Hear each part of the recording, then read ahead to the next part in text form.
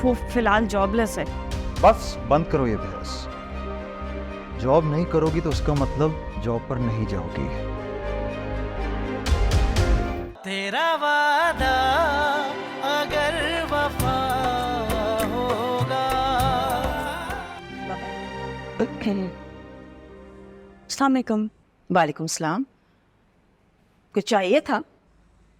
वो मैं किचन में नाश्ते का इंतज़ाम देखने जा रही थी। भाभी को तो डॉक्टर ने रेस्ट का कहा है ना, इसलिए।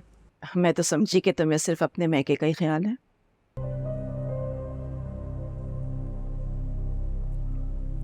आंटी, मुझे अंदाज़ा है कि आप कल वाली बात पे मुझसे नाराज़ हैं।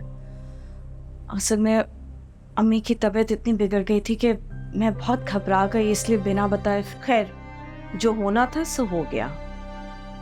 पुरानी बातों को याद करने की जरूरत नहीं है। अब ये सोचो कि आगे क्या करना है। देखो सारा, इस घर में ना बहुत से मुलाजिम है काम करने के लिए, लेकिन उनके सर पे खड़े होकर काम करवाना पड़ता है।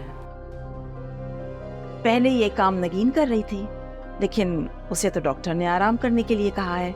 मैं कर लूँगी। मेरी बात अभी खत्म नहीं हुई है सारा।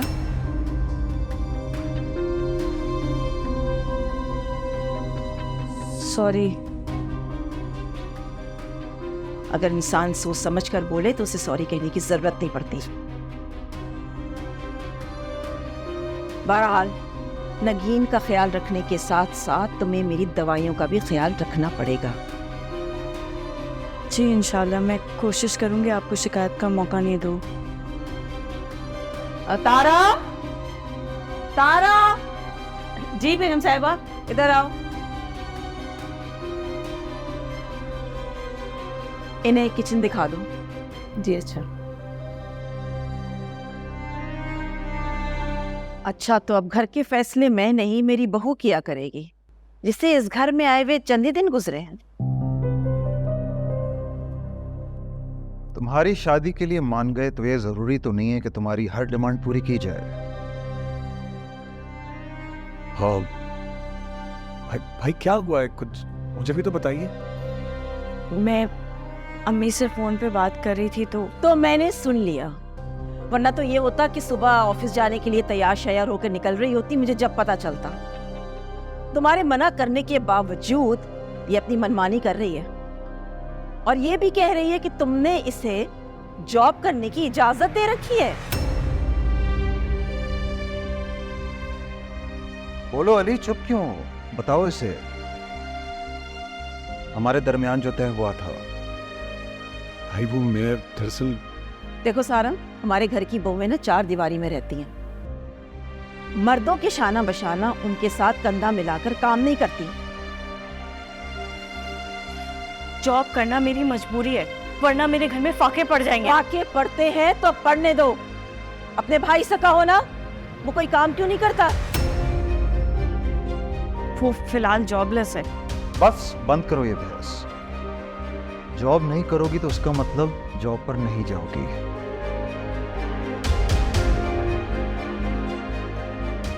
फौरन रिजाइन करो। शहीद भाई, बस कह दिया ना मैंने, नहीं। तो मतलब नहीं।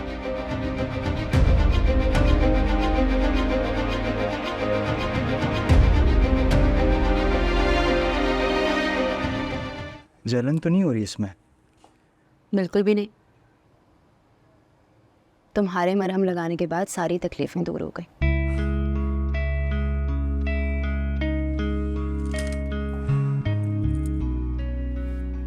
क्या हुआ? परेशान लग रही?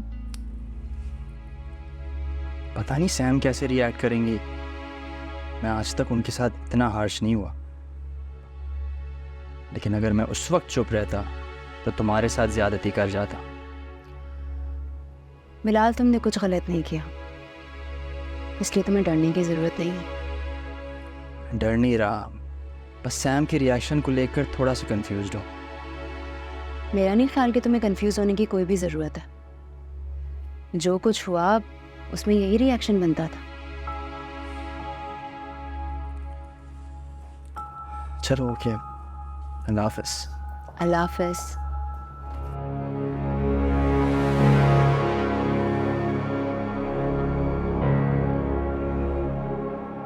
बहुत मेहनत करनी पड़ेगी तुम्हें सैम से दूर करने के लिए।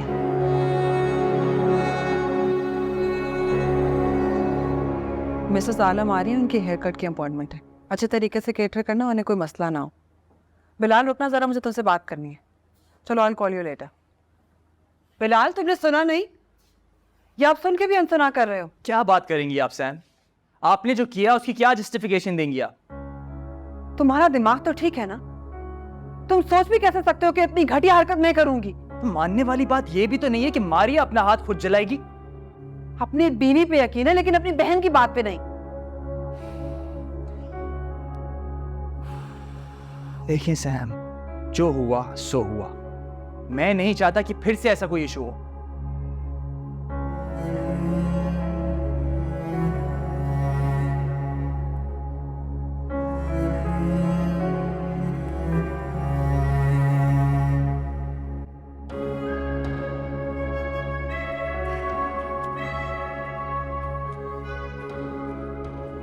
शादी के बाद भाई कितना बदल जाता है ना।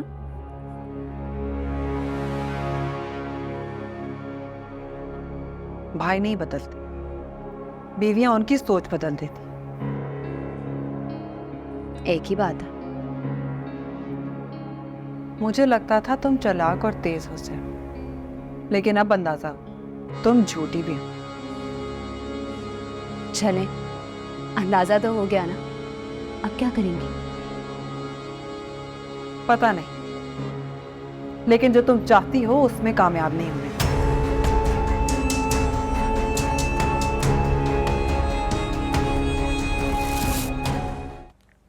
अस्सलाम वालेकुम मम्मी।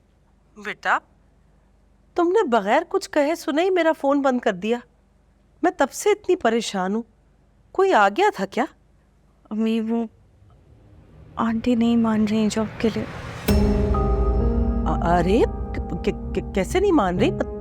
अली से कहो ना कि उन्हें मनाए। अम्मी फिलहाल आंटी और शहीर भाई दोनों बहुत गुस्से में हैं। बेटा, तुमने तो ये बात करके मेरे ऊपर बम ही गिरा दी है। मेरा तो दिल घबरा रहा है, हाथ पैर ठंडे हो गए मेरे। बेटा, तुम अच्छे से जानती हो कि हर महीने कैसे सारे खर्चे मुंह फाड़े निकलने को तैयार खड़े होते। अब मैं कहाँ से सब पूरा करूंगी? अम्मी आप परेशान नहीं हो, अली मना लेंगे उन्हें। देख लो बेटा, खुदा के बाद अब सिर्फ तुम्हारा ही आसरा है। अगर तुमने भी हाथ खींच लिया तो मैं तो परेशानी से और मेरे बच्चे भूख से मर जाएंगे। अम्मी अल्लाह ना करे कि किसी को कुछ हो, मैं बात करूंगी अली से।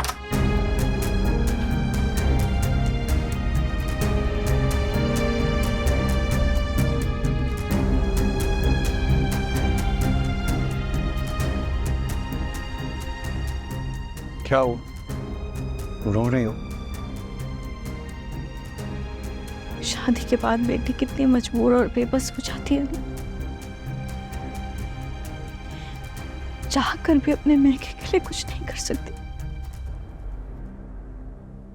बल्कि अगर अपनी फैमिली को सपोर्ट करना हो तो बाकायदा इजाजतनामे की जरूरत होती। अली, जिस तरह आप अपनी अम्मी की परवाह करते हैं, मैं भी अपनी माँ का ख्याल रखना अपना फर्ज समझती हूँ, और मैं अपने फर्ज में कोताही नहीं कर सकती। प्लीज मेरी पोजीशन को समझने की कोशिश करें। रिलैक्स, बैठो बैठो। देखो, तुम भी मेरी सिचुएशन को समझने की कोशिश करो। तुम सिर्फ अपना ईगो साइड पे कर दोगी ना तो बाकी कोई मसला बचेगा ही नहीं। अरे ईगो नहीं है, सेल्फ रिस्पेक्ट है।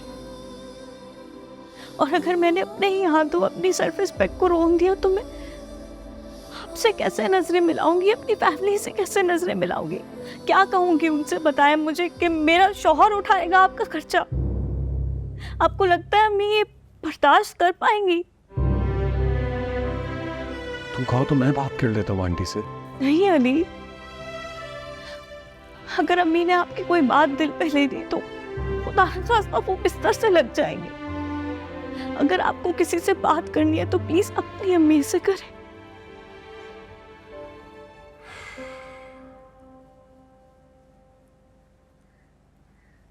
सारा सच कहूं तो मैं खुद ही नहीं चाहता हूं कि तुम एक मामूली सी रकम के लिए कोई नौकरी करो। अपने बॉस के ऑर्डर्स लो, स्ट्रेस लो, और सबसे बढ़कर सर मैं चाहता हूं तुम और तुम्हारा सारा वक्त सिर्फ मेरे लिए। अली, मैं और मेरा वक्त दोनों सिर्फ आपके हैं।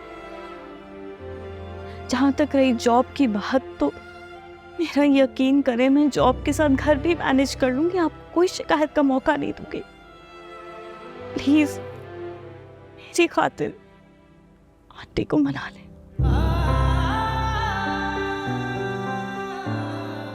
अच्छा ठीक, बस कुछ दिन गुजर जाने दो। जैसे ही माँ का गुस्सा ठंडा होगा मैं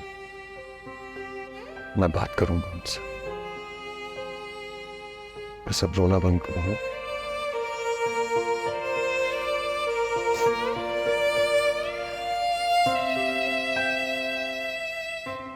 ईमान से अम्मी, 2-3 घंटे गुजारना मुश्किल हो गया है इस घर में। आप कैसे रह लेती हैं इतनी गर्मी में? क्या करे भाई, मजबूरी है।